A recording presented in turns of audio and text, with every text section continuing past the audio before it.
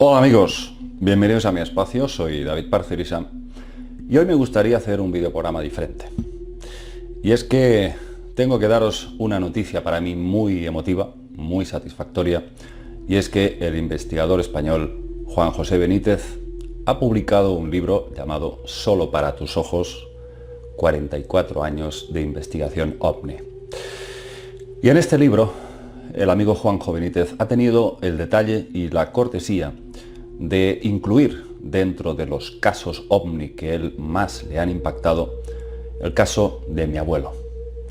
El caso que hizo que este servidor, en su momento, con 14, 15 años, empezara ya a investigar el tema OVNI y empezara a interesarse con estas cuestiones.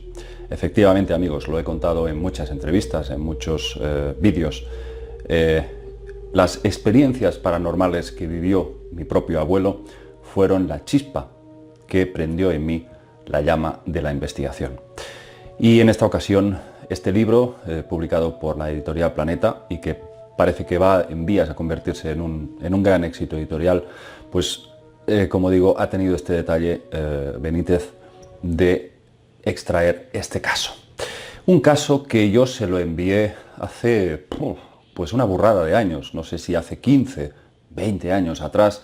Le envié un escrito, tuve una breve correspondencia con él y él, lógicamente, pues debió de archivar las fotos del caso, los gráficos y los dibujos que yo mismo realicé para, digamos, ilustrar el caso de mi abuelo.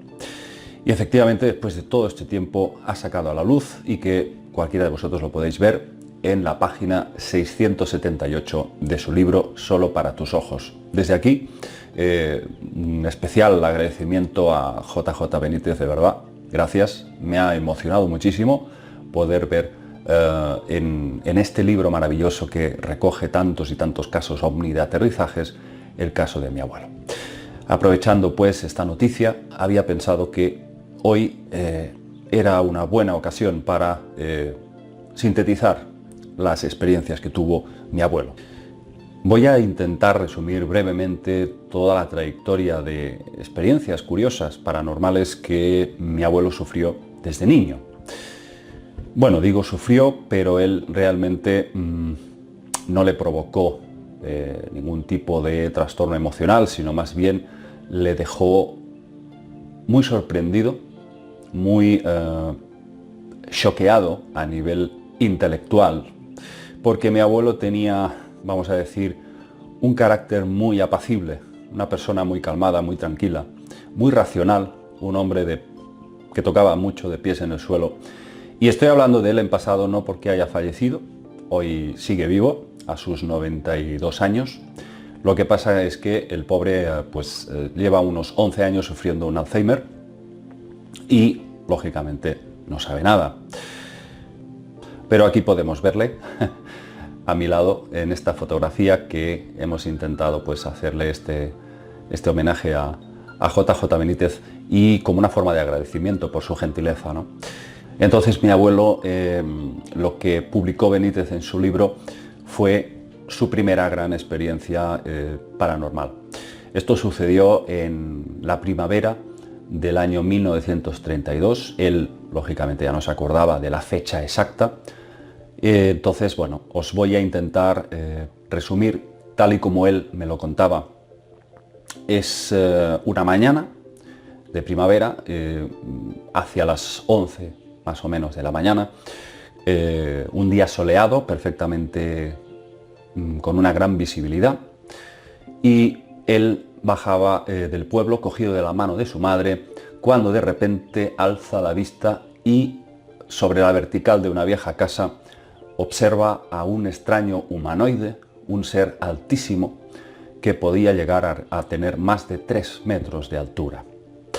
Este ser vestía de negro de pies a cabeza, y un traje negro ajustado, y lo más llamativo, lo que más me llamó la atención es que su posición era absolutamente rígida.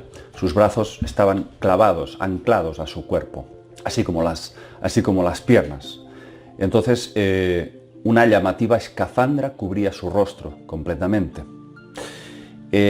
lógicamente pues no le pudo ver la cara, pero sí vio como si hubiese una diferencia de tonalidad justo en la zona de los ojos, como si hubiese una especie de visera o franja que era un poco menos oscuro que el resto de esa especie de casco que llevaba encima. Bueno, aquí lo interesante es que mi abuelo dice que este ser iba girando la cabeza conforme mi abuelo iba avanzando, caminando al lado de su madre, como si ese ser lo estuviese observando. El niño, lógicamente, tuvo la extraña conciencia, aun a pesar de ser tan jovencito, de que si le decía a su madre, mira, mira, su madre se hubiese probablemente desmayado o hubiese dicho que aquello era el diablo en persona. Entonces mi abuelo tuvo la conciencia de mantenerse en silencio. Y aunque le hubiese dicho algo, ya en ese momento esa especie de humanoide descendió hacia una zona de huertos que había detrás de esa casa. Mi abuelo se pensó que cuando llegaría al suelo, porque bajaba volando, descendía horizontalmente, y pensó que una vez llegaría al suelo se oiría un estruendo. Sin embargo, aquello fue un silencio absoluto, no se escuchó absolutamente nada. Y ahí quedó la cosa, pero lógicamente ver algo así a tan temprana edad le deja a uno completamente marcado. Iba a decir traumado, pero vamos a decir marcado.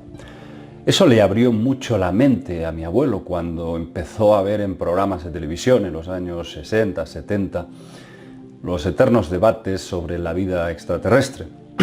Él me contaba que ya por entonces, después de haber tenido esta experiencia, se hacía muchas preguntas y sobre todo empezaba a sospechar que los gobiernos de todo el mundo, incluyendo pues ciertas organizaciones científicas como la NASA, pues lógicamente algo debían de saber o algo nos estaban ocultando. Entonces él ya empezó a interesarse mucho por el tema de los ovnis y cuando yo tenía aproximadamente unos 14 años, él empezaba a contarme esa experiencia siempre con una cierta timidez, con una cierta reserva, porque siempre que él había contado eso a alguien, incluso a sus círculos más íntimos, se reían de él.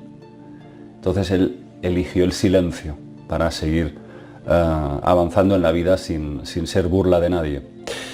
Y eso se lo contaba solamente a mi abuela y a mi madre. Y ellas me decían, mira, el abuelo siempre ha dicho que de niño vio un hombre volando. Yo decía, pero abuelo, cuéntamelo, ¿qué es esto, tal? Lo típico de un chaval de 14 años, ¿no?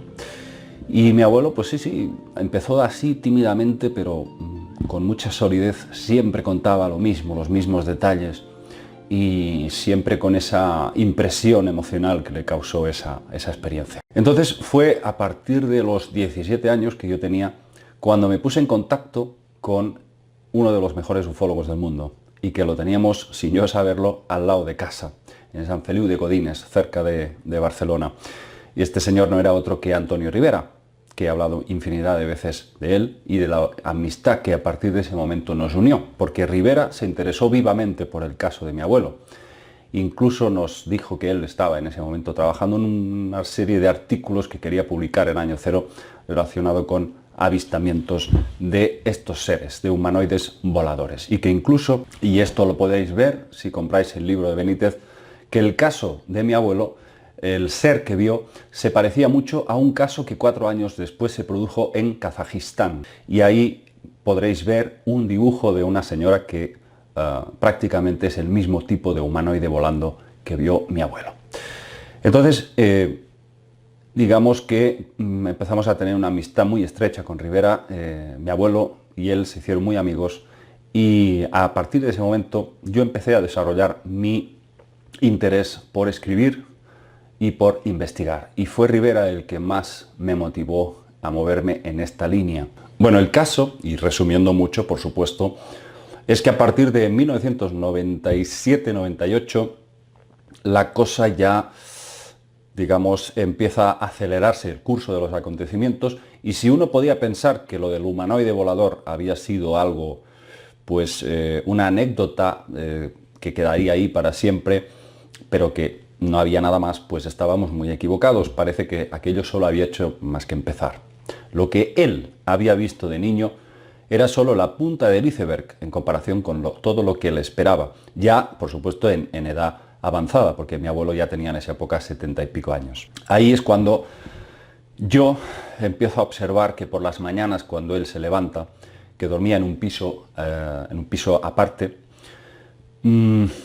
se levantaba pues visiblemente preocupado, hasta que yo empecé a insistirle a ver qué es lo que le sucedía, si es que dormía mal o le pasaba algo. Ahí fue cuando él empezó a contarme que ya pues hacía bastantes días una especie de hombre, pero que él decía que era como un aspecto angelical, lo visitaba por las noches. Luego ya empezó a recibir visitas prácticamente pues a cada noche. Veía personas de aspecto con una especie de trajes muy ajustados, señores, dice él, con aspecto de amor, de armonía, de bondad, pero con unas largas cabelleras, aproximadamente les llegaban hasta aquí. En especial me impactó mucho, en una ocasión me dijo que abrió los ojos en plena noche y se encontró con un ser barbudo, con todo el pelo rubio, pero dice, era un rubio brillante, dorado, como si fuesen hilos de oro. Eso me impactó bastante. Y claro, yo le decía, ¿y qué te decía? Dice, no, es que no me dicen nada, solamente los veo. Y cada vez que yo abro la luz, la visión de esos personajes se difumina, desaparecen. Bueno, yo recuerdo que en esa época le aconsejé a mi abuelo, le dije, la próxima vez que vuelvas a ver algo, no abras la luz, no hagas nada, simplemente observa.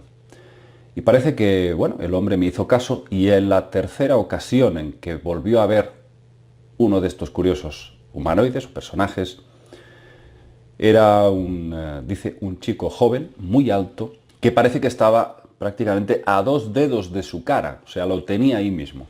Entonces él extrañamente mantuvo la calma, no se puso nervioso y le preguntó, ¿quién eres? ¿Cómo has entrado aquí? Y el ser esbozó una sonrisa, dice él. Entonces no abrió la luz y dejó que el fenómeno se manifestara hasta ver cómo se resolvía. Y simplemente lo que pasó fue que ese personaje se difuminó por sí solo, se evaporó. Como si mi abuelo estuviese viendo algo que no era del todo físico, como si fuese una especie de... como si procediera de una especie de dimensión espectral. A partir de ahí se fueron sucediendo más y más visiones, hasta un total de 7 tipos de entidades, que ahora sería muy largo contarlas, pero que desde luego dejaron a mi abuelo bastante inseguro, porque por las noches el hombre intentaba casi cubrirse con la sábana para no mirar a ver si en ese momento abría los ojos y se encontraba algo por la habitación. Esto podemos decir que es muy parecido al fenómeno de los visitantes de dormitorio, que nos hemos hecho eco, desde luego, muchas veces en este canal, pero con la variante de que estos personajes que él veía, al menos lo que son los 3 primeros que os he contado, eran hombres perfectamente normales, pero con unas cabelleras muy largas y, dice él, con un rostro angelical que emanaba una gran bondad y una gran armonía. A partir de ese momento, pues la cosa aún parece que va a más. Efectivamente, en el año 2000 mi abuelo se presenta a un famoso otorrino de la ciudad de Manresa, ciudad próxima a mi población, para que le haga una revisión de sus oídos, y en un momento dado en su oído derecho el doctor, con una experiencia de más de 40 años, algo, desde luego, un hombre pues con un prestigio muy importante, y de repente le dice, vaya, parece que usted tiene un drenaje. Y claro, mi abuelo dice, ¿qué es eso de drenaje? Y digo, bueno, lo que les ponen a los niños pequeños para regular la mucosidad, para evitar las infecciones de oído. Dice, sí, estoy viendo una especie de objeto redondo, que esto desde luego es artificial. Dice, ¿cómo es que no me ha dicho que usted pues le insertaron esto, ¿no? Y bueno, mi abuelo desconcertado dice, no, a mí de la única cosa que me han intervenido es de los ojos. Me operaron hace muchos años de cataratas, pero nada más. El hombre, claro, casi riéndose, ¿no? Y el médico insistiendo, dice, no, yo estoy viendo aquí una cosa, un aparatito, o no sé, pero desde luego esto tiene que haberse hecho con su consentimiento. Hasta que, bueno, la verdad, tardamos, y resumiendo mucho, tardamos casi, pues eso, 3 años para convencer a mi abuelo de que se extrajera aquella cosa, fuese lo que fuese.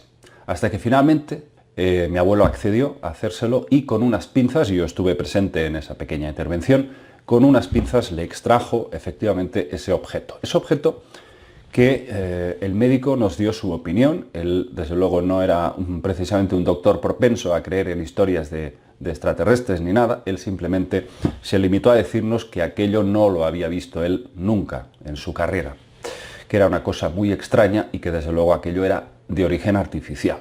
El caso es que llevar a un laboratorio un objeto de estos para analizar, esto vale mucho dinero.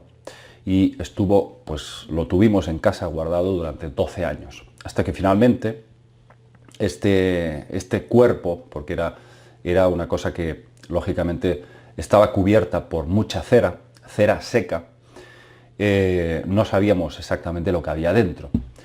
En ese momento fue cuando conocí a mi querido amigo José Luis Camacho, de Mundo Desconocido, y él se ofreció precisamente para analizar en un espectrómetro de masa.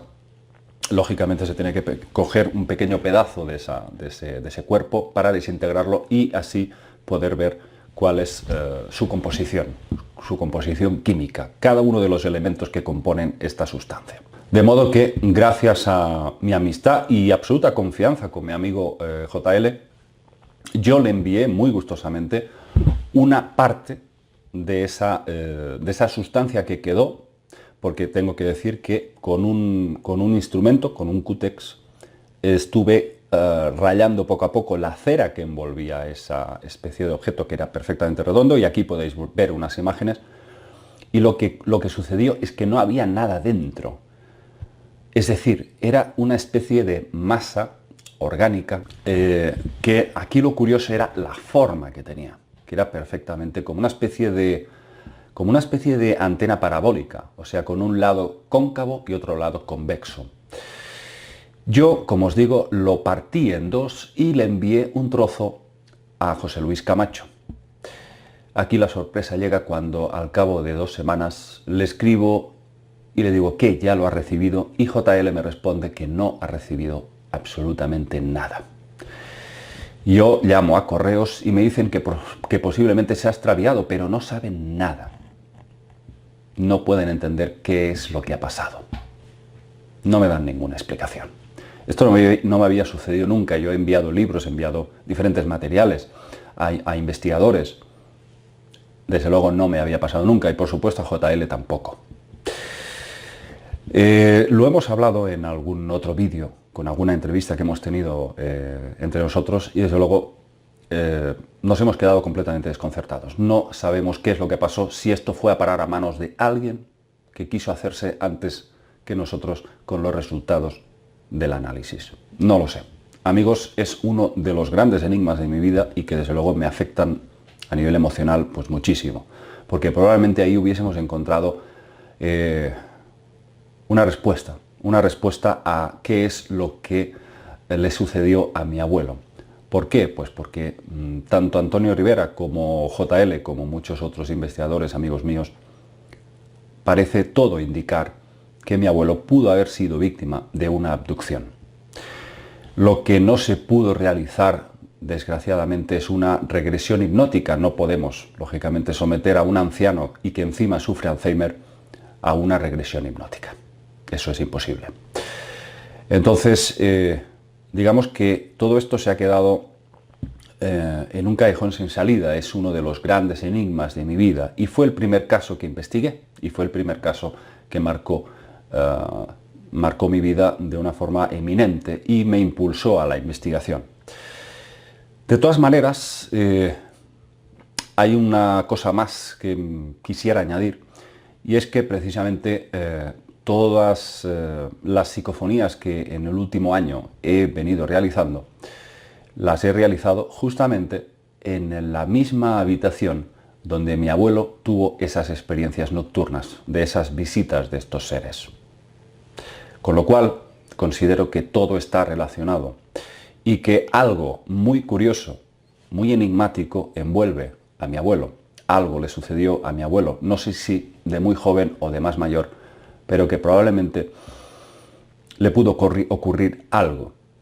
Hay muchos investigadores que me han sugerido que incluso algunas de las propias experiencias paranormales que yo he vivido quizás también estén relacionadas o vinculadas, quizás genéticamente, con mi abuelo. Pero sí, efectivamente, admito que todo nos ha conducido a pensar que la figura de mi abuelo ha sido clave en todo esto. Es como si todo girara alrededor de él, en relación a mi propia vida, a mis propias experiencias. Es, sin duda, el enigma más grande de mi vida. No tengo respuestas claras sobre qué es lo que hay detrás, si mi abuelo fue abducido o no, pero lo que sí os puedo decir es que todo esto así ha sucedido realmente, ha afectado a mi familia y ahí está, nos quedamos sin una respuesta definitiva del porqué de todo esto. ¿Fue mi abuelo elegido para algún tipo de abducción? ¿Pero para qué? Ahí queda este enigma, amigos, y creo que hoy me he sincerado mucho con vosotros compartiendo pues algo bastante íntimo, bastante personal, pero que considero que solo por el hecho de compartirlo puede hacer que vosotros también os haga reflexionar un poco, en el sentido de que no hay casualidades, de que todo parece suceder por algo, porque si quizás mi abuelo no hubiese vivido todo eso, no hubiese visto el famoso hombre volador de niño y todas estas experiencias, quizás todo esto no me hubiera marcado tanto y yo no me hubiese visto tan motivado para realizar este tipo de investigaciones. Entonces, bueno, uno llega a pensar eso, ¿no? Que quizás hay otras inteligencias por ahí que de alguna forma nos estimulan o mueven los hilos de alguna manera para incitarnos a que nuestras vidas se vean abocadas hacia un fin concreto. Amigos, nos vemos en el próximo vídeo y seguiremos adelante informándoos de todas estas cuestiones y enigmas. Un abrazo para todos. Chao.